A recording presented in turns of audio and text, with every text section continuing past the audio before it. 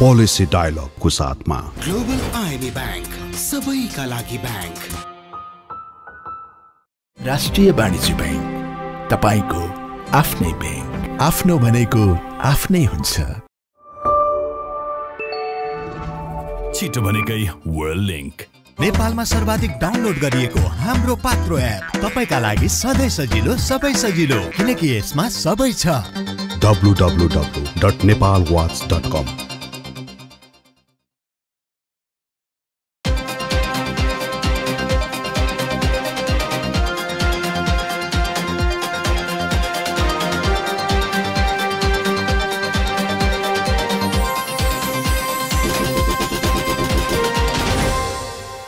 नमस्कार, पोलिसी डायलगमा यहाँलाई स्वागत छ। म घनश्याम ओझा।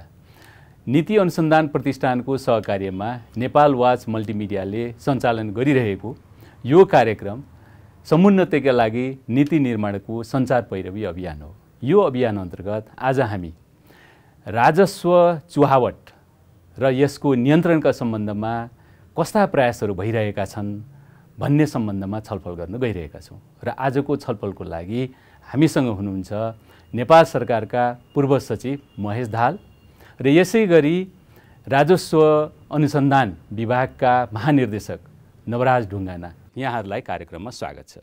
धन्यवाद। म सर्वप्रथम महेश दाहालज्यूलाई सोध्न चाहन्छु, यो त्रिभुवन विश्वविद्यालयको अर्थशास्त्र विभागले प्रतिवेदन चाहिँ सार्वजनिक गरेको छ। त्यसमा चाहिँ अर्थतन्त्रको 42% चाहिँ यो अनौपचारिक क्षेत्रले ओगटेको देखिन्छ। यसले चाहिँ राजस्वमा ठुलो समस्या ल्याउँदैन र?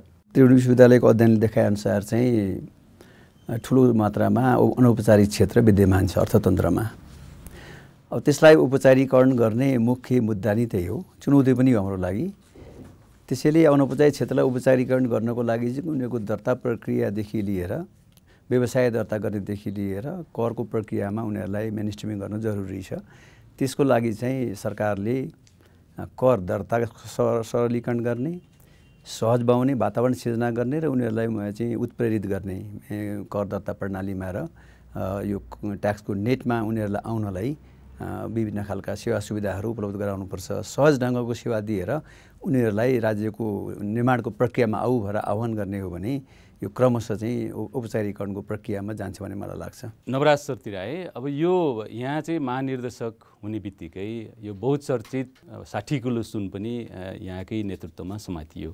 त्यसको कारबाहीको प्रक्रिया पनि चलिरहेको छ। विभागबाट हेर्दा यो राजस्व चुहावटको तस्बिर चाहिँ कस्तो लाग्छ यहाँलाई र विभागले यसबारेमा के गर्दैछ? राजस्व चुहावटको विषयमा सबभन्दा पहिला हामीले जोखिमका वस्तुहरू र राजस्व चुहावटका जोखिमका क्षेत्रहरूको एनालाइसिस गरेका छौँ।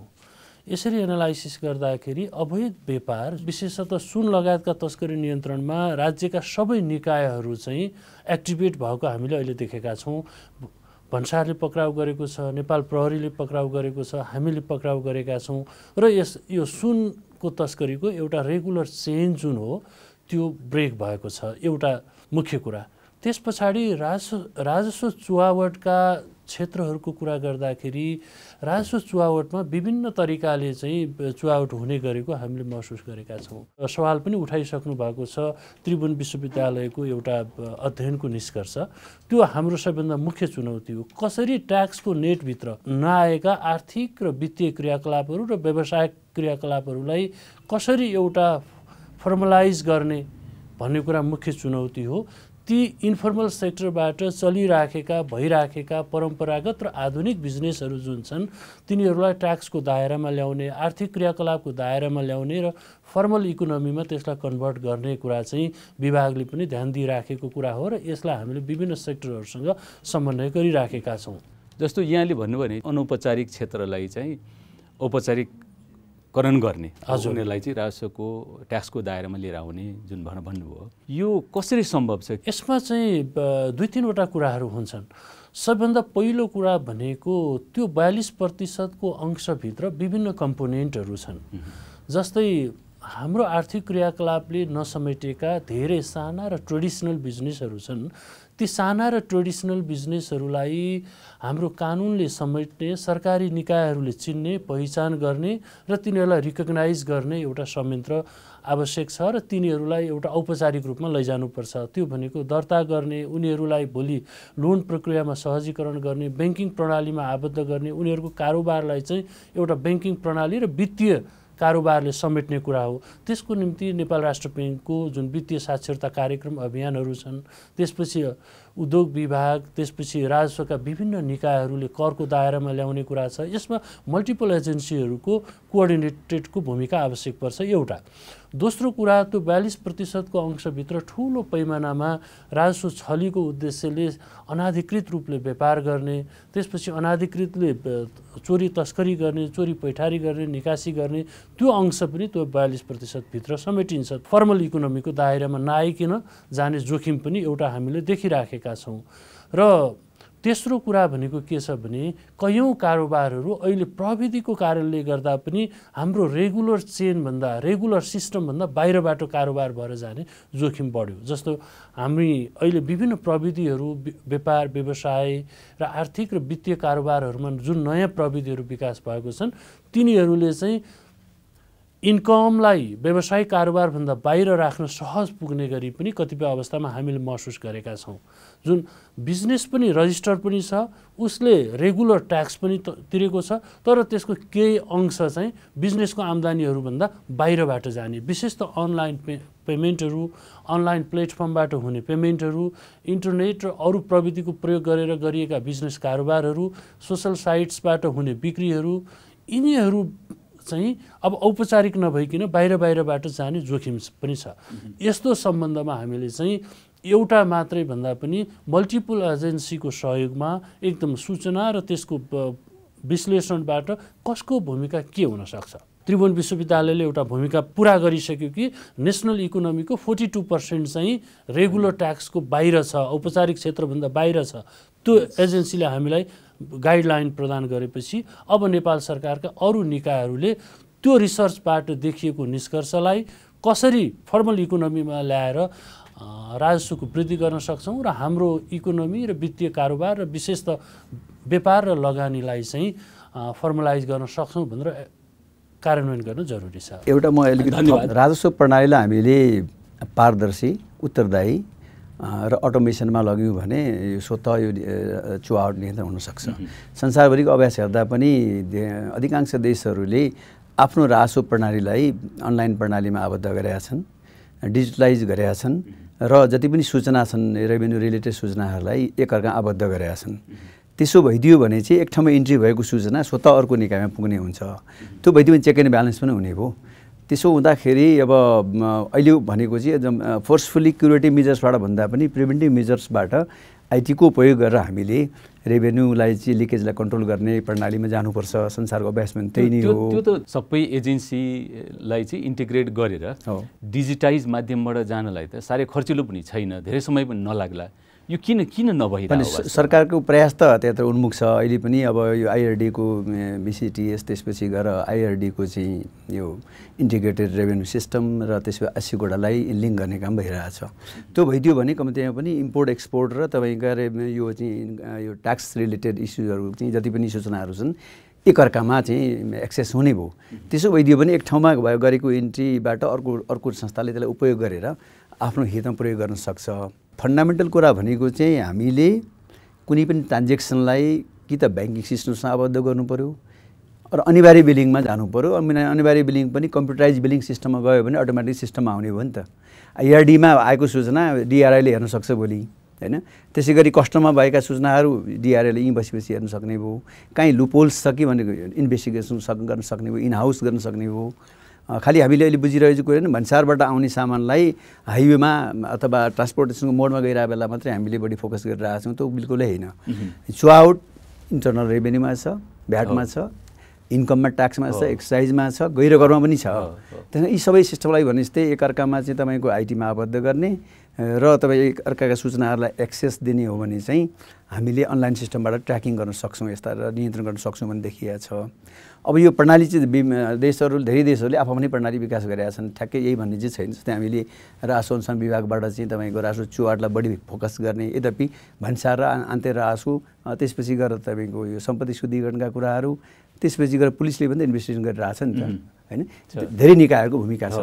त्यसकारण यो चुहावट नियन्त्रण गर्न चाहिँ मल्टी एजेन्सीको कोअर्डिनेसनको महत्त्वपूर्ण भूमिका हुन्छ। त्यो एउटा मेकानिजम अलिक इफेक्टिभ बनाउनुपर्छ होला हामी कहाँ।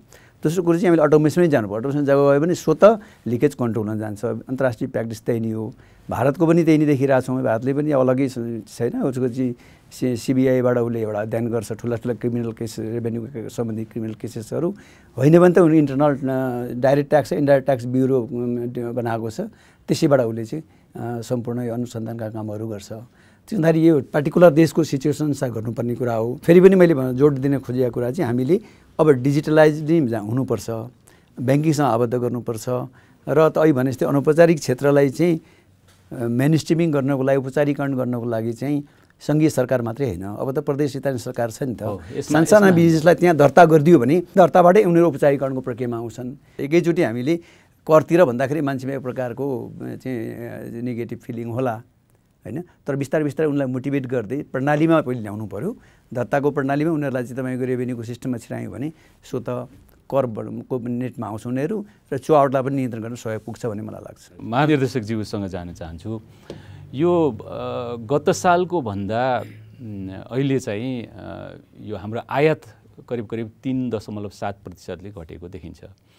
तर एउटा अचम्म लाग्दो कुरो के छ भने जुन वस्तुको आयात घटेको हामी भन्छौँ त्यो वस्तु चाहिँ यहाँ कुनै कमी चाहिँ छैन। यसलाई नियन्त्रण गर्नलाई यो सङ्घीय सरकार, अहिले त प्रदेश सरकार, त्यस्तै स्थानीय सरकार, हामीसँग 3 तहको सरकार छन् र राजस्वको यो बाँडफाँड पनि त यो सङ्घीय, प्रदेश र स्थानीय सरकारसँग पनि जान्छ भनेपछि उहाँहरूको एउटा स्थानीय निकायलाई हामी यस सम्बन्धमा चोरी पैठारी रोक्नलाई हामी कसरी चाहिँ प्रयोग गर्न सक्छौँ होला र यो प्रयोग भइरहेको छ कि छैन? विशेष त बजारमा सामानको उपलब्धता देखिन्छ भन्ने कुरा पनि छ। हामीले यहाँहरूले त्यो इस्युलाई पनि उठाउनु भएको छ। अहिले हामीले देखिराखेको कुरा, हामी सबैले भनिराखेको कुरा के देखिन्छ भने अहिले नेपालको आर्थिक गतिविधिहरू, व्यापारिक गतिविधिहरू, लगानीको गतिविधिहरू सुस्ताएको छ, कम भएको छ। तीनैवटा क्षेत्रमा चाहिँ हामीले सोच्नुपर्ने अवस्थामा छौँ। यो कम हुँदै गएको छ। आयातमा हेर्दाखेरि आयात घटेको छ र आन्तरिक रूपमा बजारमा खपत नभएको कारणले गर्दाखेरि बजारमा स्टकमा सामानहरू पनि छन्। बजारमा आएको सामानहरू पनि अलिक बिक्री पनि कम छ, उपलब्धता हुँदाहुँदै पनि बिक्री कम छ भन्ने कुरा चाहिँ त्यो देखिएको छ। र अर्को यहाँले उठाउनु भएको इस्यु चाहिँ जुन हो, विशेष त जुन सीमा क्षेत्र ओपन बोर्डरको कारणले गर्दाखेरि त्यहाँबाट सामानहरू अनाधिकृत रूपले आए कि भन्ने कुरा यहाँहरूको कन्सर्न छ र त्यसमा स्थानीय तहको भूमिका के हुन सक्छ भन्ने कुरा। हामी राजस्व चुहावट सम्बन्धी जुन हाम्रो ऐन छ यसले स्थानीय तह र सबै नागरिकसँग 2-3वटा भूमिकाको परिकल्पना गरेको छ। सूचना प्रदान गर्ने, चुहावट भएका सूचनाहरू दिने, अर्थात् त्यसमा चुहावट नियन्त्रणमा आफ्नो भूमिकालाई सुनिश्चित गर्ने, कहाँनिर मैले भूमिका के गर्न सक्छु भन्ने कुराको पनि स्पेस दिएको छ। र राजस्व चुहावटको निम्ति स्थानीय तहमा पनि राजस्व चुहावट सम्बन्धी संरचना गठन गर्नुपर्छ भन्ने कुरा चाहिँ स्थानीय जुन हाम्रो राजस्व चुहावट सम्बन्धी ऐनले चाहिँ त्यो व्यवस्थाको परिकल्पना गरेको छ। त्यस कारणले गर्दा निसन्देह स्थानीय तहको भूमिका ज्यादा छ। त्यसमा हामीले त्यो भूमिकालाई दिनुपर्छ, स्थानीय तहले काम गर्नुपर्छ। तर अहिले हामी स्थानीय तहसँगको र विशेष त यो ट्रान्जिसनल फेज नै भनौँ, हाम्रा सबै संरचनाहरू, स्थानीय तहका सबै संरचनाहरू, अवयवहरू पुरा भइ नसकेको अवस्था, स्थानीय तहहरूमा राजस्व चुहावट सम्बन्धी एउटा सङ्गठनात्मक रूपले जुन संरचना बन्नुपर्ने थियो त्यो बनि नसकेको अवस्थामा हामीले प्रभावकारी रूपले समन्वय गरिराख्न सकेका छैनौँ। र हामीले समयको हिसाबले हेर्दाखेरि त आज झन्डै 6-7 वर्ष जति त भइसक्यो स्थानीय तहहरू हाम्रो अब अहिले निर्माण भइसकेको। 7 वर्षमा त त्यो संरचना त निर्माण भइसक्नु पर्ने थियो। यो हाम्रो काहीँ न काहीँ यो सङ्घीयबाट हुनुपर्ने कतिपय कुराहरू चाहिँ पुरा नभएर हो। अलिकति कम्प्लिमेन्ट गरौँ। खास गरिकन यो अब रेभेन्यू म्यानेजमेन्टको कुरा चाहिँ स्थानीय तह र प्रदेश तहले अब अवलक्षित गर्नुपर्छ। किनभने 15% तपाईँको यो भ्याट र एक्साइजको आन्तरिक एक्साइजको 15% स्थानीय तहमा जान्छ, 15% प्रदेशमा जान्छ। बाँकी 70% चाहिँ तपाईँको फेडरल गभर्मेन्टमा बस्छ। त्यसबाट फेडरल गभर्मेन्टले आफ्नो स्पेस चलाउने हो। अनि जुन प्राकृतिक स्रोतको रोयल्टी छ, पर्वतारोहण, यो जलस्रोत लगायतका चाहिँ खानीजाने आदि त्यहीबाट चाहिँ करिब 25% तल 50% माथि बस्छ। त्यसो हुँदाखेरि ठुलो स्थानीय तहको रेभेन्यू बेसको आम्दानीको ठुलो चाहिँ अंश चाहिँ त्योबाट आउँछ। त्यसो हुँदाखेरि स्थानीय तहले अब तपाईँको राजस्व व्यवस्थापनमा स्थानीय तह प्रदेश तहले ध्यान दिनुपर्छ। उनीहरूले आफ्नो संरचना, आफ्नो कार्यप्रणाली र ह्युमन रिसोर्सेस तय गर्नुपर्छ। त्यो गर्नको लागि त फेडरल गभर्मेन्टमा जुन सिस्टम बनेको छ, रेभेन्यूको सिस्टम, म्यानेजमेन्ट सिस्टम, त्यो सिस्टमलाई उनीहरूले त्यहाँ पनि इन्स्टल गर्नुपऱ्यो, नि कपी गर्नुपऱ्यो, तर त्यो व्यवस्थापन गर्नुपऱ्यो, क्षमता विकास गर्नुपऱ्यो। जहाँसम्म चुहावट नियन्त्रणको सन्दर्भ छ, स्थानीय तहका जनप्रतिनिधिहरूलाई खास गरिकन बोर्डर तपाईँको पालिकाहरूमा हेर्नुभयो भने उनीहरूलाई थाहा हुन्छ कुन पोइन्टबाट चोरी भइरहेछ र त्यो चोरीमा संलग्न व्यक्ति समूह को भन्ने पनि थाहा हुन्छ। त्यो सूचना चाहिँ हामीले एक्सट्र्याक्ट गर्ने प्रणाली बनायौँ भने र तपाईँहरूको दायित्व हो भन्ने कुरा बोध गरायौँ भने चाहिँ यसले राजस्व चुहावट नियन्त्रण ठुलो सहयोग पुग्छ भन्ने मलाई लाग्छ। खास गरिकन अब तपाईँको त्यो स्थानीय जनप्रतिनिधिहरूले राजस्व अनुसन्धान विभागका इकाइ कार्यालयहरूसँग फङ्सनल कोअर्डिनेसन बनाउने, सूचना आदान प्रदान गर्ने, सुराकीको काम कसैलाई जिम्मा दिएर गराउने हो भने चाहिँ चुहावटका चाहिँ धेरै कुराहरू त्यहाँबाट आउँछन् र त्यसको आधारमा हामीले एक्सन लिन सहज हुन्छ भन्ने मलाई लाग्छ। त्यसकारण अबको भूमिका भनेको चाहिँ सङ्घीय, प्रदेश, स्थानीय तह तिनटै मिलेर जानुपर्छ। त्यसको लागि फन्डामेन्टल समस्या चाहिँ अघि जे हिसाबले उठाउनु भएको थियो, पहिलो कुरो त हामीसँग एकीकृत राजस्व नीति नै छैन राज्यमा। राज्य त टोटालिटीमा हेर्नुभयो भने तिनटै तह भएपछि राज्य बन्ने हो। तिनटै तहको सङ्घीय राजस्व नीति हुनु पऱ्यो नि। अहिले त केन्द्रीय सरकारको नीति छ, त्यो पनि सालबसाली छ। कि त हाम्रो पिरियडिक प्लानमा केही कुरा उल्लेख भएको छ नीतिका कुराहरू, कि त बजेटबाट आउँछ, सरकारको नीति र कार्यक्रमबाट आउँछ, या पटक्कै निर्णयबाट हाम्रा राष्ट्रका पोलिसीहरू बनेका छन्। त्यसैले अहिलेको सन्दर्भ भनेको चाहिँ अब यो सङ्घीय संरचना गइसकेपछि तिनटै तहलाई कभर गर्ने गरी सङ्घीय राजस्व नीति र त्यसको चाहिँ त्यो कार्यप्रणाली विकास गर्नुपर्छ। त्यसमा चाहिँ ल्याकिङ भइरहेछ भन्ने मलाई लाग्छ। एउटा पोलिसी, हार्मोनाइज्ड पोलिसी सबैले एक्सेप्ट गर्ने खालको हुनु पर्यो। सबभन्दा पहिलो राजस्व पोलिसी हुनु पर्यो र त्यस पछाडि मात्रै राजस्व चुहावट सम्बन्धी कुरा आउँछ। पहिला राजस्व पोलिसीले सबै युनिटहरू, राज्यका सबै तहहरूलाई गभर्न गर्ने कुरा हो। त्यसपछि राजस्व चुहावटमा सबैलाई नियन्त्रण गर्नको निम्ति सबैको साझेदारी आवश्यक पर्ने कुरा हो। त्यसपछि हामीहरूको एउटा हामीले कल्चर चाहिँ के विकास गर्नुपर्ने देखिन्छ भने इन्डिभिजुअल पर्फर्मेन्स र व्यक्तिगत र संस्थागत रूपमा इन्डिभिजुअल पर्फर्मेन्स हेऱ्यो भने हामीले सामान्यतया सन्तोषजनक देखिराखेका छौँ। एउटा मात्रै व्यक्ति वा एउटा मात्रै इन्टाइटीले गर्ने काम छ भने त्यहाँ सन्तोषजनक प्रगति हामीले देखिराखेका छौँ। तर जब मिलेर गर्नुपर्ने काम आउँछ त्यहाँनिर चाहिँ हाम्रो पर्फर्मेन्समा धेरै जटिलताहरू छन्, बोटलनेक्सहरू छन्। जस्तै एउटा मात्रै निकाय राजस्व चुहावटको विषयमा राजस्व अनुसन्धान विभागले गर्नुपर्ने काममा गरिराख्छौँ, त्यहाँ पर्फर्मेन्स सन्तोषजनक छ। त्यसपछि भन्सार विभागले गर्ने काममा चाहिँ भन्सार विभागको आयत घट्ने बेलामा पनि भन्सारले राजस्व बढिराखेको अवस्था हामीले देखेका छौँ। आन्तरिक राजस्वको कार्यालय देखिन्छ। तर जब हामी मिलेर गर्नुपर्ने कामहरूमा देखिन्छ त्यहाँनिर हाम्रा केही बोटलनेक्सहरू छन्। कहीँ कानुनी अवरोधहरू छन्, कहीँ संरचनागत अवरोधहरू छन्, कहीँ नीतिगत जटिलताहरू छन्, कहीँ बिहेभियरल कम्प्लेक्सिटीहरू छन्। यी सबै कुरालाई सल्टाउने गरी चाहिँ हामीले हाम्रो कार्यप्रणाली, संरचना, कानुन र व्यवहारलाई चाहिँ अनुकूल बनाउनुपर्छ। स्थानीय तह, प्रदेश र सङ्घ सरकारको सन्दर्भमा पनि यही कुरा लागू हुन्छ। हामीले राजस्व उठाउने कुरा, चुहावट नियन्त्रण गर्ने कुरामा हामीले सामूहिक रूपमा काम गर्ने कार्यप्रणालीलाई संस्थागत गर्नुपर्छ। एज अ लिड एजेन्सीको रूपमा हामीले त्यसको भूमिका चुहावटको केन्द्रीय निकायको रूपमा सबै तहमा चुहावटको रूपमा मार्गदर्शन गर्ने कुरामा चाहिँ हामीले सोचिराखेका छौँ। हामी अहिले विशेष त नयाँ प्रावधानअनुसार यसको सङ्गठनको संरचना पनि परिवर्तन गर्ने मनस्थितिमा छौँ। यसको विषयमा छलफल भइराखेको छ। यसमा स्थानीय तहहरूसँग कसरी समन्वय गर्न सकिन्छ, यसमा हामीले कसरी राजस्व चुहावटका प्रभावकारिताको अवलम्बनको लागि कस्ता खालका संस्थागत सुधारहरू जरुरी छ, कानुनी रूपमा सुधार गर्नुपर्ने कुरा के छ, बिहेभियरमा हामीले कहाँ सुधार गर्नुपर्छ, समन्वय र साझेदारीको कल्चरलाई कसरी संस्थागत गर्नुपर्छ भन्ने कुरामा हामी छलफल गरिराखेका छौँ। विशेष त अहिले जुन मनी लान्ड्रिङ एक्ट संसदमा छ, यसले चाहिँ हाम्रो अर्गनाइजेसनल स्ट्रक्चरमा धेरै ठुलो चेन्जको डिमान्ड गर्छ। त्यो चेन्जको डिमान्डलाई चाहिँ हामीले मेटेरियलाइज गर्ने सवाल र त्यो चरणमा छौँ। त्यो बेलामा केही कुराहरू संस्थागत गर्ने हामी गइराखेका छौँ। विदेशबाट नेपाल पैसा पठाउने सरल र सुलभ माध्यम ग्लोबल रेमिट, छिटो, छरितो र भरपर्दो।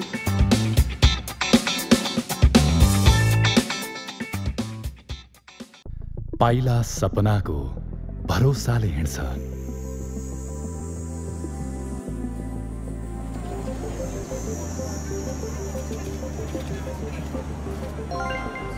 कठिन भए नि आफ्नो सपना आफ्नै हुन्छ।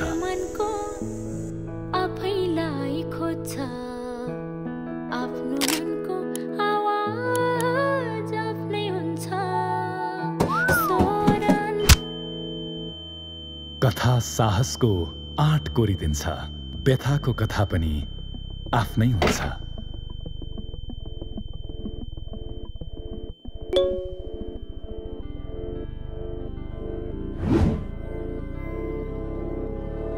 आफ्नै सुन्ने, आफैलाई खोज्ने नयाँ युगमा पनि आफ्नो भनेको आफ्नै हुन्छ। राष्ट्रिय वाणिज्य बैंक, सम्पूर्ण डिजिटल कारोबारका लागि डिजिटल संसार। जोड्दै मनको तार, जोड्दै मनको तार, जोड्दै मनको तार। जोडिएको छ मन मानसँग, हौसला छ यति तरङ्ग। बढ्दै छौँ अघि अघि लाग्दै लामो। 27 वर्षदेखि इन्टरनेटको स्पिडमा मात्र होइन, प्रविधि सुविधा सृजनशीलतामा पनि सधैँ छिटो। वर्ल्ड लिङ्क, मनसँग जोडिएको तार, तपाईँलाई पनि व्यक्त गर्दछ आभार। छिटो भनेकै वर्ल्ड लिङ्क। नेपालमा सर्वाधिक डाउनलोड गरिएको हाम्रो पात्रो एप तपाईँका लागि सधैँ सजिलो, सबै सजिलो, किनकि यसमा सबै छ। म पूर्व सचिवसँग जान चाहन्छु। यो कतिपय वस्तुको कारोबार पूर्ण रूपमा नियन्त्रण गर्दा पनि त्यो वस्तु चाहिँ महँगो हुने यो स्वदेशी बजारमा, र त्यो वस्तु अब आउन त आउँछ नै, तर त्यो फेरि महँगो हुने। अब यो चाहिँ यो ट्रेन्ड देखिन्छ नेपालमा। हामीले हेर्दाखेरि वस्तु नियन्त्रण छ, कारोबार नियन्त्रण छ, तर बजारमा पाउँछ तर महँगो छ। अब यसको दीर्घकालीन उपाय के होला, कसरी यसको चाहिँ हामी समाधान गर्न सक्छौँ? यो चाहिँ अर्थशास्त्रीय पोइन्टबाट हेर्नुपर्छ यसलाई। खास गरिकन देशको रियल डिमान्ड कति हो, इम्पोर्टेड गुड्सहरूको कति देशभित्र खपत हुन्छ र कति चाहिँ खपतको नाममा गैरकानुनी बाटोबाट फेरि विदेशिन्छ, त्यो कुरो विश्लेषण गर्न जरुरी हुन्छ। त्यसैले हामी कहाँ चाहिँ एउटा देखिएको समस्या भनेको अर्थतन्त्रमा खास गरिकन रेभेन्यूको सेक्टरमा अध्ययन अनुसन्धान गर्ने धेरै धेरै अभ्यास हामी पाउँदैनौँ। कतिपय देशहरूले रेभेन्यू रिसर्च इन्स्टिट्युट बनाएर वर्षभरि अध्ययन गरेर हुन्छन्, कस्तो पोलिसी चाहिन्छ, कस्ता कार्यक्रम चाहिन्छन्, के चिजहरू इम्पोर्ट गर्ने, के नगर्ने, डिमान्ड एनालाइसिस गर्ने, त्यो विश्लेषण गर्ने परिपाटी बसिया छ। हामी कहाँ पनि अब राजस्व बोर्ड बनाएर, राजस्व परामर्श समिति भन्छ नेपालीमा, बोर्ड बनाएर यो कुरो सुरुवात भइरहेको थियो। फेरि त्यो प्रणाली अहिले अन्त्य भएको छ र अहिले अस्थायी रूपमा फेरि राजस्व संवाद छलफल गर्ने प्रणाली चाहिँ छ। तर फेरि पनि के हो भने अर्थतन्त्रलाई चलायमान बनाउने, रेभेन्यूलाई व्यवस्थित गर्ने हो भने चाहिँ कन्टिन्युअस रिसर्च र स्टडिज हुनुपर्छ, जुन हाम्रो ल्याकिङ छ। अहिले तपाईँले उठाएको इस्यु चाहिँ त्यही नै हो। हाम्रो टोटल नेसनल डिमान्ड, अब इम्पोर्टेड गुड्सको डिमान्ड कति हो, कति हामीलाई पूर्वाधार विकासलाई चाहिने हो, कति कन्जम्सनलाई चाहिने हो, कति अन्य प्रयोजनलाई चाहिने हो भन्ने कुरो त्यो ओभरअल खाका नि हामी कहाँ छैन।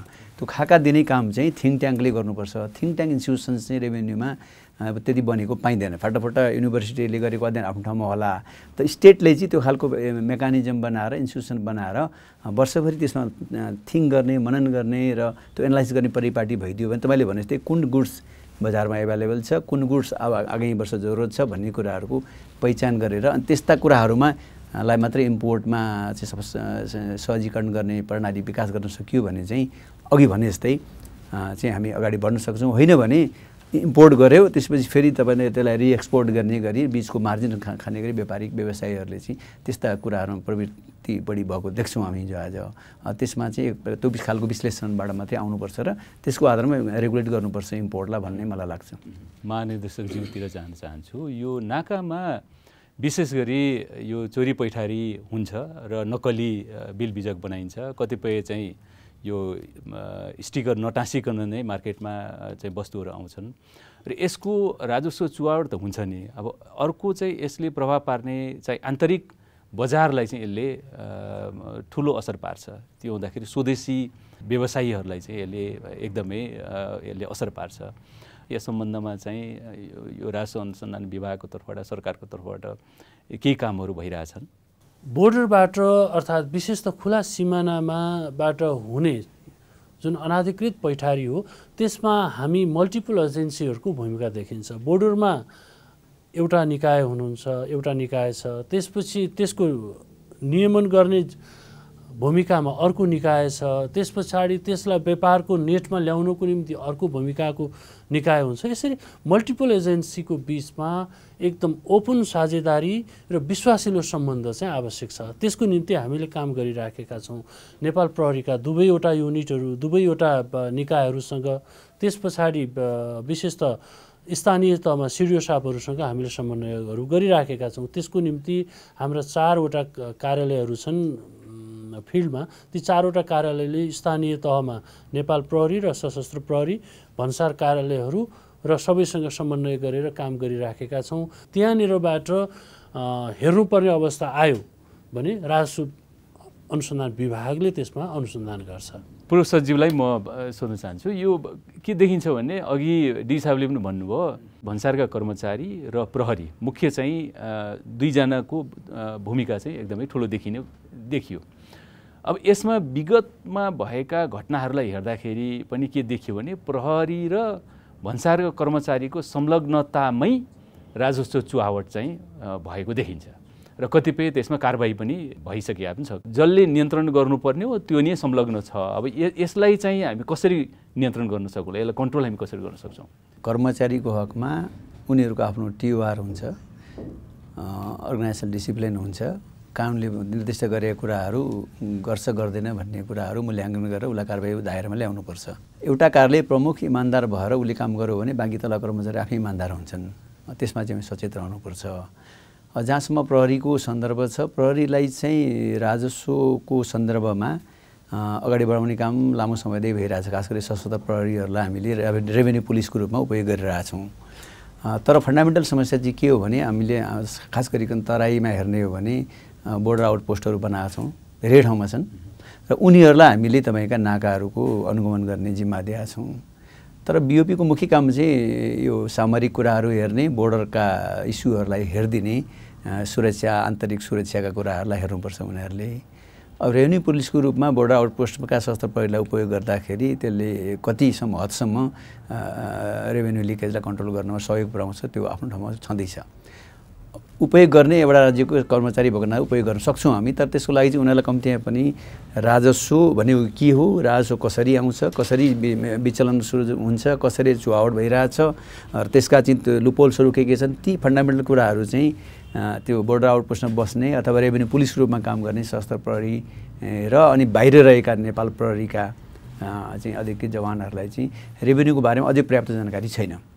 उनीहरूको मोबिलिटी हाई हुन्छ। हाई मोबिलिटी हुने बित्तिकै तपाईँको उसको जानकारी पुग्दैन, जानकारी नपुग्ने बित्तिकै उसले सही ढङ्गले काम गर्न सक्दैन। एउटा त्यो पर्सपेक्टिभ हो। दोस्रो चाहिँ के देखियो भने समस्या थाहा हुँदो रहेछ। म आफै पनि राजस्व बोर्डको अध्यक्ष हुँदा हामीले मेचीदेखि महाकालीसम्मका तराईका सबै ठुला भन्सार र यो छोटी भन्सारहरू हामीले अधिकांश हेऱ्यौँ, विश्लेषण गर्यौँ। त्यसमा के देखियो भने चुहावटको जानकारी छ प्रहरीमा, तर त्यो कुरा चाहिँ अथोरिटीमा आइपुग्दैन। त्यो ग्याप छ त्यहाँ कहीँ न कहीँ। के कारणले होला त्यो? अब त्यो ग्यापको पछाडि चाहिँ अब हुनसक्छ पर्सनल इन्ट्रेस्ट होला, या तपाईँको सिस्टमले त्यसलाई रिपोर्टिङ गर्ने प्रणाली चाहिँ प्रभावकारी छैन कि, या सूचनाहरू चाहिँ तपाईँको पुग्नुपर्ने ठाउँमा चाहिँ नपुग्ने अरू विभिन्न डिस्टोर्सनहरू उनले नपुगिरहेको देखिन्छ। अब त्यो सूचनाहरूलाई उनीहरूका प्राप्त सूचनाहरूलाई इमिडिएट नजिकको अनुसन्धान या तपाईँ नियन्त्रण गर्ने निकायमा पुर्याइदिने हो भने त धेरै हदसम्म समस्या समाधान गर्न सकिएला। इन्सेन्टिभ नभएर पनि हो कि? इन्सेन्टिभ पनि अब पक्राउ परेको यसमा त हामीले 15% दिने प्रणाली छँदैछ। जति पक्राउ परेको त्यसको रिसिट जति प्राप्त हुन्छ त्यसको चाहिँ हामीले दिन्छौँ त्यो पुरस्कारको रूपमा। तर एउटा गुनासो के चाहिँ हो भने अब घटना घट्छ यो महिनामा 6 महिना 1 वर्ष पछाडि 2 वर्ष पछाडि भुक्तानी जान्छ, त्यो नटुङ्गिएसम्म हामीले भुक्तानी दिन सक्दैनौँ। एडभान्समा हामीले इन्सेन्टिभ दिने प्रणाली छैन। त्यसो हुँदाखेरि यो डिआरआईमा एउटा फन्ड बनाएर एडजस्टमेन्ट सुरुमा एडभान्स दिने पछि एडजस्टमेन्ट गर्ने प्रणाली पनि गर्न सकिन्थ्यो होला। तर समस्या कहाँ रह्यो भने तपाईँको त्यो प्रहरीहरूको मोबिलिटी चाहिँ यति धेरै हाई हुन्छ कि त्यो चाहिँ त्यो व्यक्तिलाई ट्रेस गर्न पनि कति व्यवस्था गाह्रो हुन्छ। यद्यपि अहिले प्रहरीले चाहिँ उनीहरूको ब्याङ्क एकाउन्ट सुरुमै लिएर उसको ब्याङ्कमा पैसा राखिदिने प्रणाली विकास गरेका छ, त्यसले कि सहजीकरण त गरेका छ। फेरि पनि इन्सेन्टिभ, चेक एन्ड ब्यालेन्स र कन्ट्रोल मेकानिजम चाहिँ सँगसँगै जानुपर्छ। र फन्डामेन्टल कुरा चाहिँ के हो भने सूचनाहरूको आदान प्रदान गर्ने प्रणाली नै प्रभावकारी भएन। बोर्डर आउटपोस्टमा लाई भन्सार र आइआरडी त्यसपछि गएर डिआरआईमा राजस्व अनुसन्धान लिङ्क गर्ने त्यो सूचनाहरूलाई त्यो गर्न सकियो भने धेरै हदसम्म चाहिँ यसलाई व्यवस्थित गर्न सकिन्छ जस्तो लाग्छ मलाई। यसमा मैले थोरै थपौँ, दुईवटा पर्सपेक्टिभबाट हेरौँ। हाम्रो पूर्वदेखि पश्चिमसम्मको बोर्डरहरू जुन छन् त्यहाँ खटाइएका कर्मचारी वा प्रहरीहरूबाट यो जनशक्ति, यो प्रविधि, यो टेक्नोलोजीबाट त्यो कन्ट्रोल कति सम्भव छ, एउटा त्यो पर्सपेक्टिभबाट हेर्नुपर्छ। यदि त्यो हाम्रो क्षमता हामीले क्षमता पुग्ने गरी खटाउन सकेका छौँ, त्यो कभरेज र सर्भिलेन्स पुरा हुन सक्ने गरी खटाउन सकेका छौँ कि छैनौँ, त्यसमा रिथिङ गर्नुपर्ने आवश्यकता छ। हाम्रो त्यहाँ कतिजना खटाइएको छ, एकजना कर्मचारी एकजना प्रहरीको जवानको भरमा 5-7 किलोमिटरको सर्भिलेन्स एरियासम्म पर्नेछ। त्यो अवस्थामा त्यो एउटा जोखिमको फ्याक्टर, एउटा प्रब्लमको फ्याक्टर त्यो हो। त्यस कारणले पनि हामीले चाहे जस्तो उपलब्धि हासिल गर्न सकेको छैनौँ। त्यहाँ खटाइएको कर्मचारीलाई पनि ऊ कति वेल इक्विप्ड छ, कति रिसोर्सफुल छ र उसको खटिनको निम्ति उत्प्रेरित गर्ने वातावरण कस्तो छ, त्यो कुराले पनि एउटा निर्धारण गर्छ। दोस्रो पाटो भनेको त्यहाँ खटिने मान्छेहरूको इन्टिग्रिटी, उसले त्यहाँ खटिसकेपछि कति इमान्दारितापूर्वक काम गरेको छ, राज्यको निम्ति कति कन्ट्रिब्युसन गरेको छ र कतिसम्म उसको भूमिका कतिसम्म उसले नियन्त्रण गर्न सक्थ्यो, कहाँनिर लापरवाही गर्यो, कहाँनिर बदमासी गर्यो, कहाँनिर जोड दिनुपर्ने थियो त्यहाँ दिएन भन्ने कुरा दोस्रो पाटो हो। एउटामा चाहिँ हामीले पोजिटिभली ट्रिट गर्नु पर्यो, जहाँ हामी क्षमता छैन, जहाँ रिसोर्सफुल छैन, जहाँ मान्छे ओभरलोडेड छ, त्यसमा हामीले पोजिटिभ ट्रिटमेन्ट गरिदिनु पर्यो, रिसोर्स बढाइदिनु पर्यो, जनशक्ति बढाइदिनु पर्यो, उसलाई मोटिभेट गर्नु पर्यो। जहाँनिर बदमासी भएको छ त्यहाँनिर चाहिँ हामीले कन्ट्रोल गर्नु पर्यो। यो दुईटा क्रिटिकल रिलेसनसिपबाट हामीले चाहिँ गर्नुपर्ने हो। यसमा म अलिकति एड गरौँ है त। दुईटा पाटोबाट हेर्न सकिन्छ। एउटा त भन्सार विभाग आफै छ, भन्सार विभागले मोनिटरिङ गर्नु पर्यो। स्याम्पलको रूपमा चाहिँ भन्सार जाँच पास भएका कागजहरू मगाउने अनि डिक्लेरेसन ठिक छ कि छैन हेर्ने, मूल्याङ्कन ठिक छ कि छैन हेर्ने, त्यो परिपाटी छैन भने कर्मचारी इमिडिएट एक्सनमा जानु पर्यो विभाग, नम्बर 1। नम्बर 2, सरकारको अर्को संयन्त्र पनि छ, भन्सार जाँच पास पछिको परीक्षण प्रणाली छ हामी कहाँ, त्यो पिसिए भन्छ, पोस्ट क्लियरेन्स अडिट। त्यो पोस्ट क्लियरेन्स अडिटले चाहिँ जोखिम कहाँ छ, त्यो जोखिम भएका चाहिँ फाइलहरू, जोखिम भएका चाहिँ तब कस्टमका डकुमेन्टलाई पछि ल्याएर रिभ्यू गर्ने, हेर्ने, पुनरावलोकन गर्ने काम गर्छ। त्यस्तो देखियो भने त्यसमा त दुवै हुन्छ नि, कर्मचारी र व्यापारी व्यवसायीको दुवैको मिलोमेतो नभइकन त मूल्याङ्कन घटाइँदैन, गलत डिक्लेरेसन गरिन्न, दुइटैको मिलोमेतो छ त डेफिनेटली त्यहाँ। त्यसो हुँदा त्यो पोस्ट क्लियरेन्स अडिट पढ्ने प्रणालीलाई चाहिँ हामीले साँच्चै मजबुत बनाउनु पर्यो। अहिले चाहिँ सबभन्दा भन्सार विभाग अर्थ मन्त्रालयको सबभन्दा कमजोर निकायको रूपमा चाहिँ यो पोस्ट क्लियरेन्स अडिट अफिस बसिरहेछ। फर्स्ट क्लासले लिड गरेको अफिस छ, तर त्यस्तो फङ्सन केही पनि देखिँदैन। हो, त्यो निकायलाई प्रभावकारी पार्यो भने चाहिँ त्यसले चाहिँ तपाईँको देखेका कुराहरूलाई आफैले कारवाही गर्न सक्ने भयो, प्रेसक्रिप्सन दिने भयो, आइआरडीपट्टि डिआरआईपट्टि रिफर गर्न सक्ने भयो। त्यो प्रणालीलाई हामीले मजबुत बनाउनु पर्यो। भनेको इन्स्टिट्युसन र संयन्त्रलाई र उसका अधिकार क्षेत्रहरूलाई हामीले विस्तार गर्दै उसलाई इफेक्टिभ बनायो भने अघि तपाईँले भने जस्तै भन्सारभित्र हुने मलाइजा हो, विसङ्गति हो, त्यसलाई नियन्त्रण गर्न सघाउ पुग्छ। त्यसलाई प्रभावकारी नबनाउनेमा त धेरैवटाको चाहिँ इन्ट्रेस्ट होला नि वास्तवमा। यसमा चाहिँ कर्मचारीको होला, कतिपय सरकार त्यो होला तर सरकार राज्यले राजनीतिक दलका प्रतिनिधिहरू, व्यापारीहरू यो सबैको चाहिँ इन्ट्रेस्ट चाहिँ यसलाई असाध्यै कमजोर बनाइराख्ने भन्ने नै होला। कुरा बुझेँ, तर यो पिसिए भनेको त हाम्रो मात्रै प्रोडक्ट होइन, यो त तपाईँको WTOमा हामी आबद्धता भइसकेपछि ग्लोबल्ली आएको यो बेसिक फन्डामेन्टल इन्स्टिट्युसन हो, संसारभरि यो प्रणाली छ होइन। तर यसलाई चाहिँ साँच्चै नै रिस्कमा आधारित गर्नु, जोखिममा आधारित बनाउने, कहाँ चुहावट छ, कहाँ चाहिँ तपाईँको प्रणालीमा विकनेस छ, त्यो पत्ता लगाएर ती फाइलहरू रिट्राइभ गर्ने, त्यसको आधारमा साँच्चै विश्लेषण गर्ने कि त्यसमा चाहिँ तपाईँको कस्टमका सबै डकुमेन्टहरू हेर्ने सक्ने कर्मचारी राख्नु पऱ्यो, क्षमता अनि विकास गर्नु पऱ्यो भने जस्तै त्यसलाई इक्विप गर्नु पऱ्यो, इन्सेन्टिभाइज गर्नु पऱ्यो र उनीहरूलाई चाहिँ तपाईँ वर्कलोड पनि पर्याप्त दिनु पऱ्यो। एउटा इन्स्टिट्युसन बनाउने त्यसलाई चाहिँ तपाईँको वर्कलोड नदिने, क्षमता नदिने, कर्मचारी नदिने हुने बित्तिकै संस्था चल्दैन नि त। त्यो ल्याप्सेस चाहिँ छ, देखिया छ। त्यस कारण पिसिएलाई स्ट्रेन्थेन गऱ्यो भने चाहिँ त्यसले भन्सार जन्ने जति पनि विसङ्गतिहरू त्यसलाई नियन्त्रण गर्न सघाउँछ नि। विदेशबाट नेपाल पैसा पठाउने सरल र सुलभ माध्यम ग्लोबल रेमिट, छिटो, छरितो र भरपर्दो।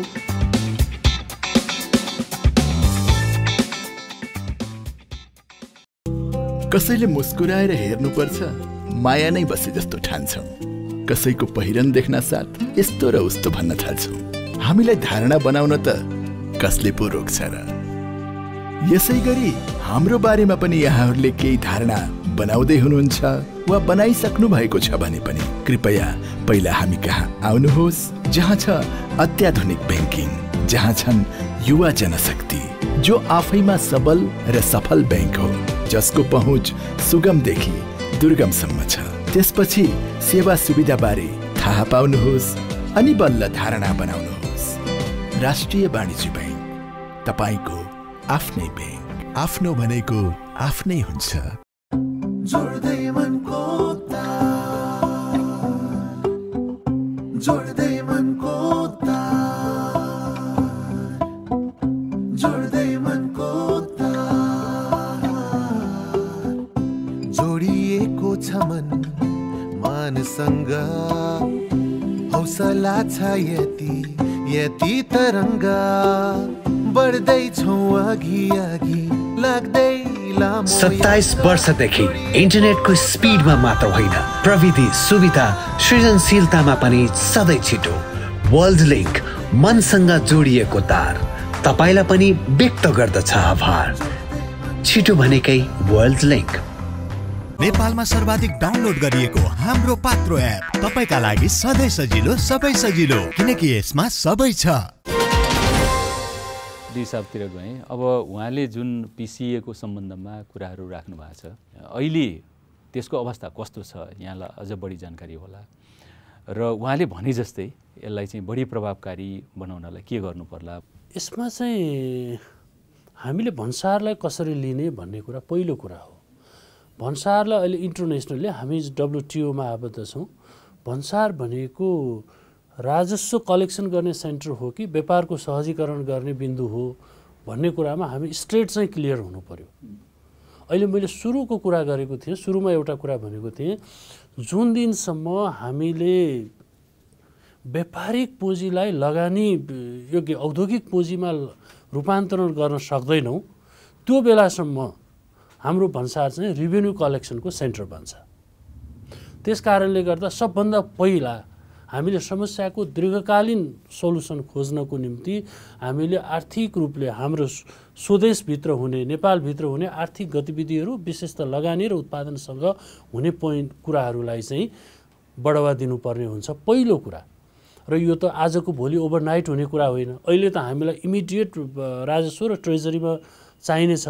त्यस कारणले गर्दा अहिलेको यो भनेको हाम्रो दीर्घकालीन लक्ष्य हुनुपर्छ। व्यापार होइन, लगानी गर। कोही व्यापार गर्न आउँछ भने तिमी व्यापार होइन लगानी गर्न आऊ, लगानी गरेर बरु यहाँबाट बाहिर एक्सपोर्ट गर्ने गरी आऊ भन्नेतिर राज्य फेरि केन्द्रित पनि छ। हामीले लगानी सम्मेलनको आयोजना पनि गरेका छौँ। त्यस कारणले गर्दा यो राज्यले सेन्सिटाइज मात्रै गरेको होइन कि यो अब मेटेरियलाइज गर्ने चरणमा हामी प्रवेश गरेका छौँ, पहिलो कुरा। दोस्रो कुरा भनेको अब तत्कालीन आवश्यकतालाई पुरा गर्नको निम्ति यसमा हाम्रो दुईटा कार्यभारहरू छन्। पहिलो कुरा भनेको WTO को प्रिन्सिपल अनुसार व्यापारलाई भन्सार नाकाहरूलाई चाहिँ व्यापार सहजीकरणको बिन्दुको रूपमा स्थापित गर्ने र WTO सँग हामीले गरेका कमिटमेन्टहरू पुरा गर्नको निम्ति भन्सारमा विभिन्न लेनहरू छन्। व्यापारलाई सहजीकरण गर्न कस्ता टुल्सहरू एप्लाइड गर्ने, तिनीहरूलाई कार्यान्वयनमा ल्याउने भन्ने कुरामा पनि हामीले अन्तर्राष्ट्रिय प्रतिबद्धताहरू जाहेर गरेका छौँ। ती प्रतिबद्धताहरूलाई कार्यान्वयन गर्नुपर्नेतिर पनि हामी छौँ। र दोस्रो कार्यभार हाम्रो के हो भने भन्सारबाट राजस्व चुहावट र विचलनको जोखिम बढ्दै गइराखेको, बढ्न सक्ने सन्दर्भको सम्भावनाको बिचमा त्यसलाई कसरी भन्सार प्रशासनलाई तथ्यपरक र इभिडेन्स बेस बनाएर त्यहाँबाट राजस्वलाई बढी कलेक्सन गर्नुपर्छ भन्ने कुरा पनि अहिले हामी त्यो चरणमा छौँ।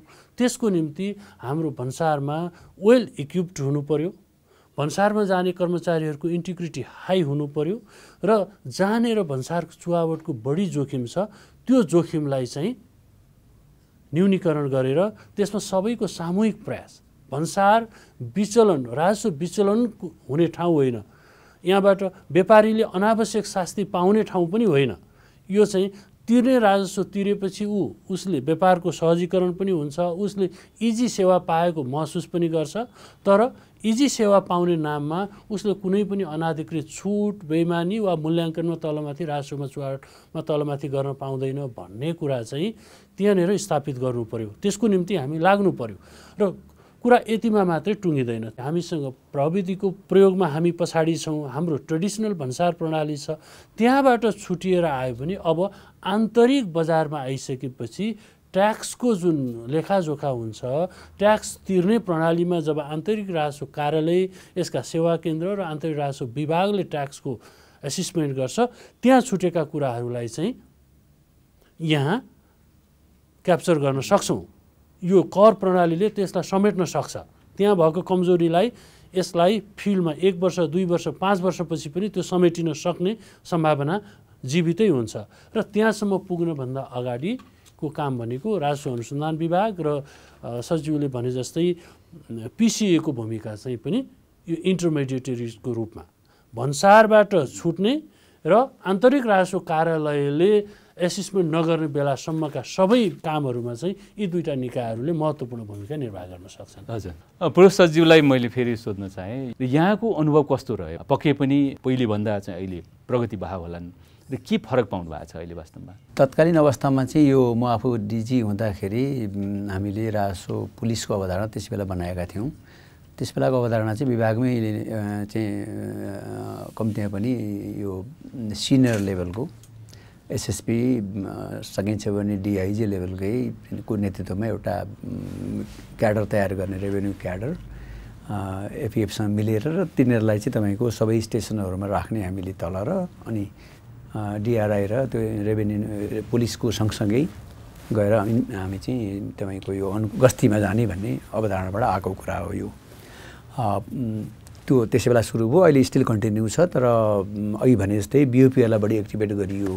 हुनुपर्ने चाहिँ हाम्रा राजस्व अनुसन्धानका इकाइ कार्यालयभित्रै चाहिँ मजबुत टिम बनाएर राख्यो भने त्यसले चाहिँ तपाईँको यो कतिपय ठाउँमा रेड गर्नु पर्ला, कतिपय ठाउँमा चाहिँ तपाईँ रेड एन्ड समात्नु पर्ला, कतिपय ठाउँमा हामीले अगस्ती बढाउनु पर्ला, त्यो गर्न सकिन्छ। त्यो त्यस बेला सुरुवात भएको थियो। र तत्कालीन अवस्थामा त्यहाँ हुँदा चाहिँ यो विभागको 3टै फङ्सन थियो, राजस्व अनुसन्धान, त्यसपछि गएर सम्पत्ति शुद्धिकरण र विदेशी विनिमय अपचलनको 3टै कुरा हामी हेर्थ्यौँ। र केही समयपछि राजस्वको पाटो र विदेशी विनिमय यहीँ रह्यो, सम्पत्ति शुद्धिकरण छुट्टिएर गयो।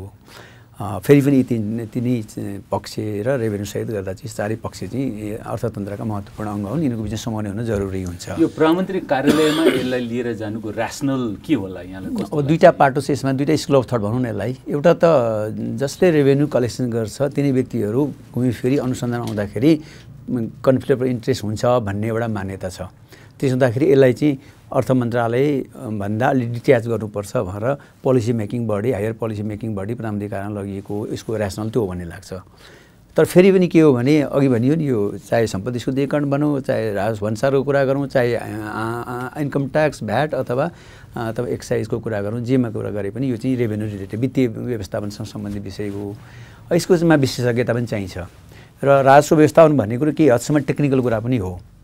त्यसो हुँदाखेरि अलग्गै क्याडर चाहिन्छ, अलग्गै मेकानिजम चाहिन्छ र यसको चाहिँ एट्याचमेन्ट चाहिँ अर्थ मन्त्रालय मातहत हुनुपर्छ भन्ने पनि ठुलो चाहिँ आवाज पनि छ।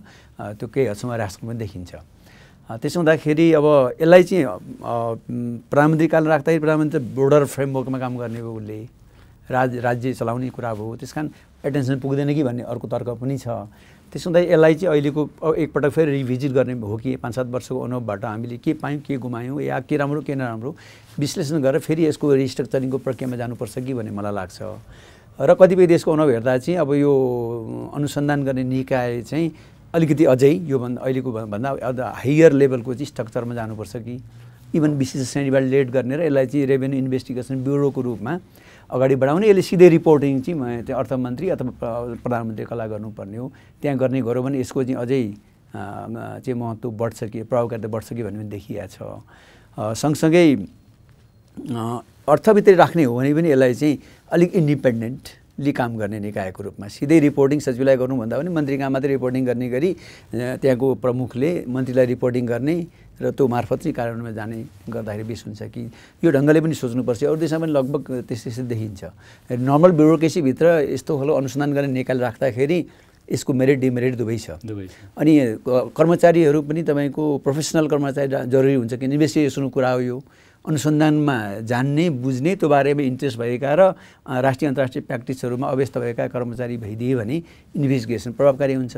यो इन्भेस्टिगेसन त फेरि रेभेन्यूको मात्रै कुरो आएन, यहाँ त यो प्रोसिक्युसनको कुरा पनि छ, यहाँ सरकारी न्यायाधिवक्ताको भूमिका होला, त्यसै गरी प्रहरीको भूमिका छ। त्यसो हुँदाखेरि यसलाई त्यो इन्डिपेन्डेन्ट बडीको रूपमा विकास गर्न सकियो भने चाहिँ अहिलेभन्दा अझ बढी प्रभावकारी ढङ्गले लैजान सकिन्छ भन्ने हो। त्यसमा दुईवटा स्कुल अफ थट छन्, दुईटैको प्रोस एन्ड कन्सलाई विश्लेषण गरेर अब एकपटक फेरि यसलाई पुनरावलोकन गर्नुपर्छ कि भन्ने चाहिँ मेरो आफ्नो दृष्टिकोण हो। यसमा थोरै मैले कुरा गरौँ। अब हामी एउटा कुरामा के क्लियर हुनुपर्ने अवस्था छ भने हामीले राजस्व अनुसन्धान चाहिँ कस्तो खालको अनुसन्धान गर्न खोजेको हो यो निकायबाट भन्ने कुरा चाहिँ हामी क्लियर हुनुपर्छ र त्यसपछि मात्रै यो कता रहने भन्ने कुराको निर्धारण हुन्छ। अहिले हाम्रो संस्थागत संरचनामा हेर्ने हो भने राजस्व अनुसन्धान विभाग यति सानो र माइन्युट कुरामा केन्द्रित छ। तपाईँलाई यहाँलाई म एउटा उदाहरणको रूपमा हुन्छु। 7वटा सेकेन्ड ह्यान्ड मोबाइल कसैले बाटोमा अनाधिकृत रूपले लिएर हिँडेपछि त्यो बुझ्ने निकाय, त्यो मर्मत गर्ने मान्छेसँग आधिकारिक डकुमेन्ट भएन, कसैले पक्राउ गर्यो अर्थात् हेर्नुपर्ने भयो, त्यसको विषयमा अनुसन्धान गर्नुपर्ने भयो भने मेरोमा 7वटा मोबाइल सेकेन्ड ह्यान्ड, त्यसको हार्डली मूल्य 20-25 हजार रुपियाँ होला, त्यो मूल्यको मोबाइलको हामी अनुसन्धान गरिराखेका छौँ। हामीले खोजेको राजस्व अनुसन्धान विभाग कस्तो हो? अब यहाँ ठुल्ठुला अरबौँ रुपियाँको ट्याक्सको घोटालाको कुरा पनि छ। त्यस कारणले गर्दा हामीले को अन्तर्गत रहने भन्दा पनि अहिले अर्थ मन्त्रालय अन्तर्गत आन्तरिक राजस्व विभाग र प्रत्येक कार्यालयहरूमा अनुसन्धान शाखा भन्ने छ। राजस्व अनुसन्धान विभागको केही काम लगेर झिकेर आन्तरिक राजस्व विभागको अनुसन्धान शाखा र कार्यालयहरूको अनुसन्धानमा सिफ्ट गरिदिन सकिन्छ। आन्तरिक राजस्व विभाग र राजस्व कार्यालयहरू जुन छन् त्यहाँ रहेका अनुसन्धान शाखाहरूलाई एक्टिभेट गर्ने र अनुसन्धानको बेसिक काम त्यहाँबाट हेर्ने र डिजीको अन्तर्गतमा एकजना डिडिजीलाई नभए अनुसन्धान सम्बन्धी काम गर्ने र मुख्यतया अनुसन्धानलाई त्यहाँ केन्द्रित गर्ने हो भने त्यो संस्था पनि फङ्सनल हुन्छ, अनुसन्धानको बेसिक काम पनि त्यहाँबाट हुन्छ, अर्थ मन्त्रालयको स्पिरिट अनुसार काम पनि हुन्छ। पहिलो कुरा त्यो गरेर अर्थ मन्त्रालय अन्तर्गत अनुसन्धानको कामलाई तीव्रता दिन सकिन्छ। र यो राजस्व अनुसन्धान विभाग अहिलेको जुन मौजुदा राजस्व अनुसन्धान विभाग छ यसलाई वार्षिक रूपमा सिम्बोलिक रूपमा ठुला ट्याक्स फ्रडका, ट्याक्स प्लानिङका र कर छलेका ठुला अनुसन्धानहरूमा केन्द्रित गर्ने, यसलाई विशिष्टीकृत निकायको रूपमा अनुसन्धानको विशिष्टीकृत र विशेषतः केन्द्रीय निकायको रूपमा यसले भन्सारमा भएको हुने अनुसन्धान, त्यसपछि यता आन्तरिक राजस्व विभागमा भएका अनुसन्धानहरूलाई पनि पोलिसी गाइड पनि गर्न सकोस्, तिनीहरूको एउटा स्ट्यान्डर्ड पनि बनाइदिन सकोस् र देशका ठुला इस्युहरू ट्याक्स सिटिङका इस्युहरूमा एउटा फिडब्याक पनि दिन सकोस्, पोलिसी लेभललाई फिडब्याक पनि दिन सकोस् भन्ने हिसाबले हामीले काम गर्नुपर्ने आवश्यकता महसुस गरेका छौँ। एकदमै यो असाध्यै राम्रो र आइडियल्ली त्यो भइदिएदेखि असाध्यै राम्रो हुन्थ्यो। तर अब हामीले हेर्दाखेरि के देखिन्छ भनेदेखि राजस्व अनुसन्धान विभागमा 1 वर्षमा 4 जना चाहिँ डिजी चाहिँ यो फेरिएको देखिया छ। अब यो यति साह्रो चाहिँ अनस्टेबल चाहिँ पोजिसन भइसकेपछि यो कसरी चाहिँ त्यो त्यहाँको फेरिनुपर्ने कुराहरू विभिन्न कुराहरू हुन सक्छन्। कर्मचारीको सरुवा निरन्तरको प्रक्रिया हो, तथापि एउटा टाइमसम्म एउटा टेनरसम्म रहेर एउटा नतिजा डेलिभर गर्न सक्नेको टेनर लम्ब्याउने र त्यो नसक्ने अवस्थामा घटाउने कुरा चाहिँ को प्रणाली चाहिँ संस्थागत गर्नुपर्छ। को कति बस्यो कति समय बस्यो भन्दा पनि काम गर्न सक्ने मान्छे रहने र काम गर्न नसक्ने मान्छेलाई कहिलेकाहीँ छिटो बिदा गर्नुपर्ने त्यसले त ओभरअल काममा त असर पार्छ हैन, किनभने वर्षमा 4 जना महानिर्देशक चेन्ज हुनु भनेको त स्टेबल बनाउनु पर्छ। त्यसमा कुनै डाउट छैन। स्टेबल बनाउनु पर्छ, स्थिर हुनुपर्छ, एउटा भिजन अनुसार काम गर्नुपर्ने हुन्छ। पोलिटिकल लिडरको विललाई व्यवहारमा ट्रान्सलेट गर्नुपर्ने भूमिकामा विभाग हुन्छ। ठुला अनुसन्धान भइदिए हुन्थ्यो, ट्याक्स छली कम भइदिए हुन्थ्यो, राम्रो राजस्व उठ्दिए हुन्थ्यो भन्ने जुन पोलिटिकल विल हुन्छ त्यसलाई कार्यान्वयन गर्नको निम्ति सक्षम खालको विभाग आवश्यक हुन्थ्यो। र मेरो मात्रै एउटा पछिल्लो समय यहाँको क्वेसनमा मेरो एउटा कुरा के हो भने राजस्व अनुसन्धानलाई विभागलाई कस्तो खालको विभागको रूपमा स्थापित गर्ने र कसरी यसलाई काम दिने भन्ने कुराले यो कसको माताहतमा रहने भन्ने कुराको निर्धारण गर्नुपर्छ। फगत ए विभागलाई सर्लक्क अर्थमा लग्ने अर्थात् अर्थबाट सर्लक्क ए रूपमा ल्याउनुले तात्विक फरक विश्लेषण जरुरी हुन्छ। यसको लागि चाहिँ डेफिनेटली एउटा विश्लेषण जरुरी हुन्छ। यही भने त्यसरी मैले चाहिँ यो तपाईँको यो रेभेन्यूको सेक्टरमा रिसर्च र स्टडिज गर्ने एउटा इन्स्टिट्युट बनाउने, त्यसले यस्ता कुराहरू पोलिसी रिसर्च गरिरहोस् र गभर्मेन्टलाई फिडब्याक दियोस्, त्यसको आधारमा अगाडि बढ्यो भने चाहिँ बढी कारणयोग्य निर्णयहरू हुन सक्छन् भन्ने मलाई लाग्छ। जहाँसम्म यो अहिले विभागको रोल छ, रोललाई चाहिँ रूपान्तरण गर्न जरुरी छ। साना खुद्रा मसिना कुराहरूमा विभाग अल्झियो, जबैले पोलिसी करप्सनका कुराहरू त्यसपछि ठुल्ठुला चाहिँ मेगा चाहिँ तपाईँको फ्रडका कुराहरूलाई फोकस गर्नुपर्ने हो, त्यो हुन सकिरहेन भन्ने हिसाबले भन्नु त्यो रियालिटी त्यही नै हो। एउटा के हुनसक्छ भने ठिक छ धेरै काम गर्न सक्दैनौँ भने पनि कम्तीमा अहिले हिसाबलाई 50 लाखको छ क्यारे 50 लाखसम्म चाहिँ रिफर गर्न सक्ने आइआरडीपट्टि भन्सारपट्टि तिमी गर भनेर रिफर गर्ने अधिकार दिएको छ। त अहिलेको जमानामा 50 लाखको चाहिँ फ्रड भनेको नट ए बिग फ्रड होइन। यहाँ त अरबौँ रुपियाँको करोडौँ रुपियाँका फ्रड भइरहेको स्थितिमा चाहिँ अब त्यो सिलिङ पनि उहाँले जुन त्यो अनुसन्धान गरेर रिपोर्ट गर्नु अथवा कारबाही गर्नु भन्ने जुन अधिकार हो त्यसलाई पनि बढाएर कम्ती पनि 4-5 करोडसम्म पुऱ्याइदियो भने 5 करोडसम्म कुराहरू तल अरूले नि हेर्छन्। त्योभन्दा ठुला केसहरू चाहिँ डिआरआईले हेर्न सक्छ। त्यस कारण अलिक स्पेसलाइज गर्दै लैजानु पर्यो संस्थालाई। अनि यसको क्षमता खास गरिकन इन्भेस्टिगेटिभ क्षमता चाहिँ इन्हान्स गर्नु पर्यो। त्यसको लागि चाहिँ ट्रेनिङ रिट्रेनिङ त्यसपछि गएर अलिकति आउने मान्छेहरू पनि अलिकति अर्थशास्त्रको वित्तीय क्षेत्रको अध्ययन अनुसन्धान भएका कर्मचारी ल्याउनु पर्यो। नर्मल ब्युरोक्रेसीको प्रोसिजरलाई ल्याएर यो राजस्व अनुसन्धान विभागमा सम्पत्ति शुद्धिकरण विभागमा अख्तियारमा राख्दाखेरि यो फ्रिक्वेन्ट चेन्जेसले चाहिँ इम्प्याक्ट चाहिँ पारेको छ पर्फर्मेन्समा। त्यसमा कम्ती पनि यस्ता केही निकायहरू जुन चाहिँ राज्यको लागि भाइटल छन्, राज्य सञ्चालन गर्ने प्रक्रियामा यिनीहरू महत्त्वपूर्ण भूमिका खेल्छन् भने यहाँ चाहिँ कम्ती पनि अलि स्टेबल कम्ती पनि 5 वर्षसम्म चाहिँ अन्यथा उसले बदमासी नै गर्यो कारबाही गर्नु स्थितिमा त फाइन होइन भने चाहिँ कम्ती पनि 4 वर्षसम्म चाहिँ सिनियर लेभलको म्यानेजमेन्टलाई इभन कार्यान्वयन तहको चाहिँ कर्मचारीहरूलाई 5-7 वर्षमा राख्दा के बिग्रिन्छ र त्यो प्रणालीमा जानुपर्छ कि। त्यस कारण ब्युरोक्रेसीभित्र निजामती सेवाभित्र राख्ने हो भने पृथक ढङ्गले यसको चाहिँ कार्यविधि बनाएर व्यवस्थापन गरियो भने अहिलेका समस्या यहाँले उठाएका समस्याहरू समाधानमा सहयोग पुग्छ। हजुर, हामी कार्यक्रमको अन्त्यतिर आएका छौँ। म महानिर्देशकज्यूलाई एउटा मात्र प्रश्न सोध्न चाहन्छु। अघि यहाँले भन्नुभयो यो भन्सारको बुझाइमा परिवर्तन हुन आवश्यक छ, राजस्व उठाउने सेन्टर मात्रै भयो यो भन्सार। अहिलेको अवस्थामा हेर्दाखेरि चाहिँ मुख्य समस्या के देखियो भन्दाखेरि भएका गतिविधिहरू भएका कारोबारहरूको चाहिँ अटोमेसन नभएको हुनाले समस्या देखियो। त्यहाँ चाहिँ एउटा ट्र्याकिङ सिस्टम त यहाँहरूले सुरु गर्नुभएको छ, तर पूर्ण रूपमा अटोमेसन चाहिँ छैन। जस्तो चाहिँ विभिन्न यहाँ प्रोफेसरज्यूले भने जस्तै विभिन्न निकायहरू बिचको समन्वय र त्यही भएका कारोबार पनि डिजिटाइज चाहिँ भएन। यसलाई चाहिँ हामी कसरी गराउन सक्छौँ र यहाँहरूको यो सरकारको योजना यसलाई कसरी चाहिँ हामी फुल अटोमेसनमा लान सक्छौँ, फुल डिजिटाइज चाहिँ गर्न सक्छौँ भन्ने के योजना छ होला? भन्सारमा त्यो मूल्यमा कारोबार हुनु पर्यो। व्यापारीले जुन रियल मूल्यमा उसले बिल पर्चेज गरेर लिएर आएको छ त्यो मूल्यमा कारोबार हुन्छ। र हाम्रो भन्सार प्रशासन हामी अलिकति नियन्त्रणमुखी छौँ। व्यापारीले राखेको बिल होइन, हामीले भन्सारमा नेपालको बजारमा यसको मूल्य यति पर्छ भनेर हामीले एउटा रेफरेन्स प्राइस सेट गरेका छौँ।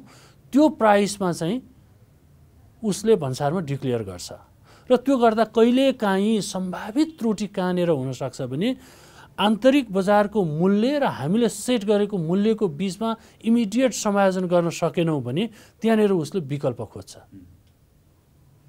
त्यो उसले विकल्प खोज्दाखेरि इन्टिग्रिटी राम्रो नभएको मान्छेको उसमा पऱ्यो भने त्यहाँ सम सर्ट अफ कम्प्रोमाइज हुने जोखिम हुन्छ। त्यस कारणले गर्दा भन्सारको कारोबार मूल्य जुन छ उसले पेश गर्ने कारोबार मूल्य बजारको बिचमा सन्तुलन कायम हुनुपर्छ र यदि व्यापारीले फ्रड गर्यो भने त्यसमा चाहिँ हामीले कारबाही गर्न सक्ने धेरै ठाउँहरू छन्। त्यो कारबाहीलाई पनि एक्सनमा लैजाने गरी काम गर्नुपर्छ। दोस्रो कुरा, तेस्रो कुरा, हामी धेरै टेक्नोलोजिकल्ली एडभान्स त भएका छौँ पहिलाको तुलनामा, तर अहिलेको जुन व्यापारको डाइभर्सिफिकेसन छ, जुन खालको व्यापार आइराखेको छ त्यसमा चाहिँ त्यो अनुसार हामी पूर्ण छैनौँ। पूर्ण किन छैनौँ? जस्तै अहिले सानो सामानको कसैले पर्समा लुकाएर ल्याएको सामानको मूल्य अरबमा पर्छ अहिले। त्यसबाट करोडको राजस्व विचलन हुन्छ।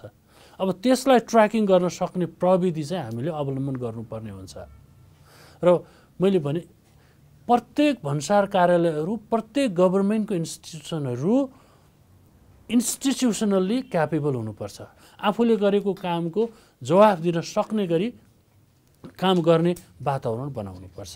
यो कुराहरूमा हामी भयौँ भने यी हाम्रा सबै कुराहरू चाहिँ सल्भ हुन्छन् भन्ने कुरा चाहिँ हाम्रो विश्वास छ। राजस्व चुहावट का नियन्त्रणका सम्बन्धमा चाहिँ अन्तर्राष्ट्रिय असल अभ्यासहरू कस्ता हुन्छन्, त्यस्तै नेपालमा सरकारका तर्फबाट, सङ्घीय सरकार, प्रदेश सरकार र स्थानीय सरकारका तर्फबाट कस्ता कस्ता प्रयासहरू हुन सक्लान्, हामीले कसरी गरिरहेछौँ भन्ने सम्बन्धमा आफ्ना विचारहरू राखिदिनु भयो। यहाँहरूलाई पोलिसी डायलगको तर्फबाट म पुनः धन्यवाद दिन चाहन्छु। यसै गरी म घनश्याम ओझा पनि यस कार्यक्रमबाट पुनः अर्को पटक आउने गरिकन बिदा माग्न चाहन्छु। धन्यवाद, नमस्कार।